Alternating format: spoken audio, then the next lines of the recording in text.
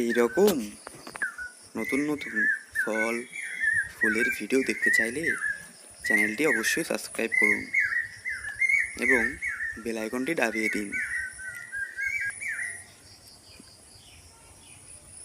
এই সমস্ত নতুন ভিডিও আপনারা প্রত্যহ পেয়ে থাকবেন।